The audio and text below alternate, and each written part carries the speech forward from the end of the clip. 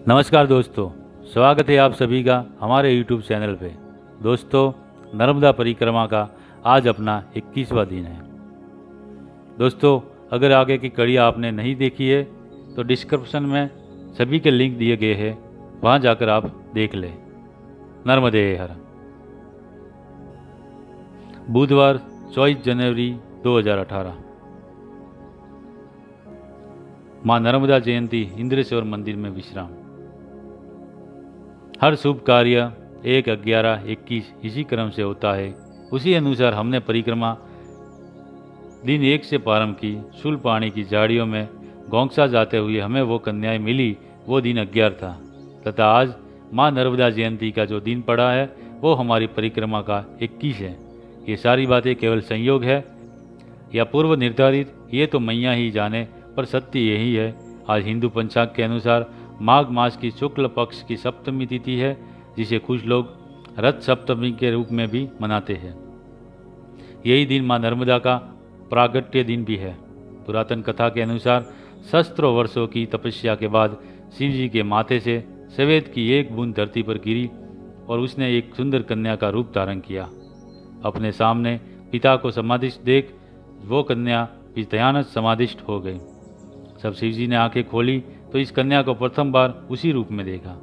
उसके इस रूप से शिव जी तथा माता पार्वती को अत्यधिक हर्ष अर्थात नर्म हुआ और हर्ष देने वाली, इसीलिए उसका नाम उन्होंने नर्मदा ऐसा रखा।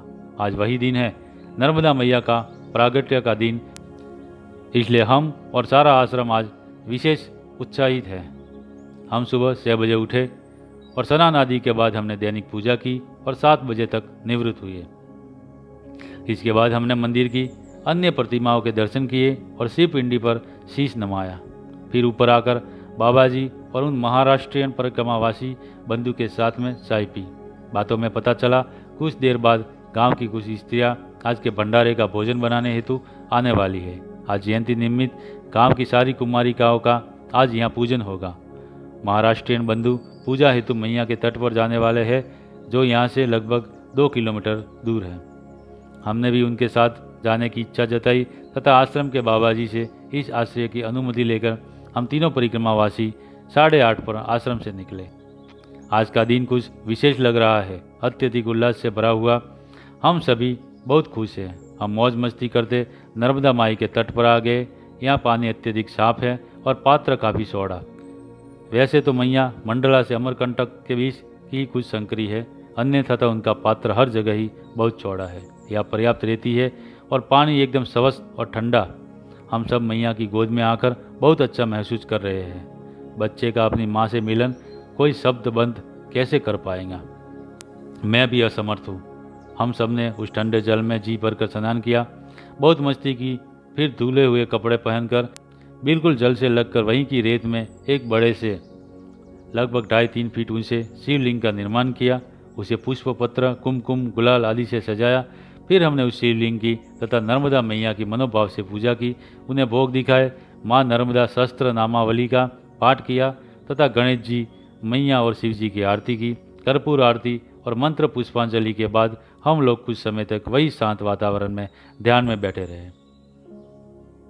ये सब करने में करीब 11 बज गए। फिर हम वापस आश्रम की ओर बढ़े तथा 12 बजे आश्रम में आ गए। तब तक भंडारे का सारा भोजन तैयार हो चुका था तथा कन्याएं भी आ गई थी। तत्काल ही हमने भी बाबा जी के निर्देशन में श्री इंद्रेश्वर भगवान को, मंदिर में स्थित देवी देवताओं के सभी विग्रहों को तथा अन्य सभी मूर्तियों को भोग दिखाए। उसके बाद पंगत में बैठी कन्याओं को भोजन परोसा। कल जिन यति जैसे दिखने वाले व्यक्ति ने हमें मंदिर के 5 पैसे दिए थे, वो भी अभी यहाँ इस मंदिर में आ गए थे। पता चला वो स्वयं भी परिक्रमा में ही है। सारी कन्याओं का भोजन हो जाने के बाद हम सभी लोग दोपहर 1:30 बजे भोजन प्रसाद ग्रहण करने बैठे। आज पूड़ी, लौकी की सब्जी, चावल, दाल और खीर ऐसा भोजन बना है। हमने यथेष्ट भोजन किया और फिर हमारे उपयोग किए बर्तन धोने के बाद हम विश्राम हेतु हमारे आसनों पर आ गए।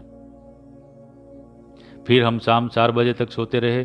उठने पर हमने सभी के साथ चाय पी और फिर स्नान करने के पूर्व हमारे कुछ कपड़े धोए। रवि जी को वो महाराष्ट्रियन परिक्रमावासी बंधु ने एक नई धोती भेंट की। बिन मांगे मिली इस भेंट को पाकर हम भी बहुत खुश हुए।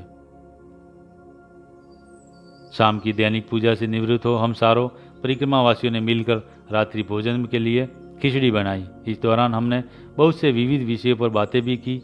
उसके बाद हम सब ने मिलकर रात्रि भोजन किया। आज का दिन बहुत अच्छा बीता। हमें एक पल को भी ये नहीं महसूस हुआ कि हम घर से दूर हैं। हर पल यही लगता रहा हम घर में ही है, क्योंकि वास्तव में हम घर में ही थे, माँ नर्मदा के घर में। आश्रम के बाबा जी अनुशासन के मामले में कठोर बहुत है, पर हमें उन्होंने अत्यधिक सम्मान और स्नेह से रखा।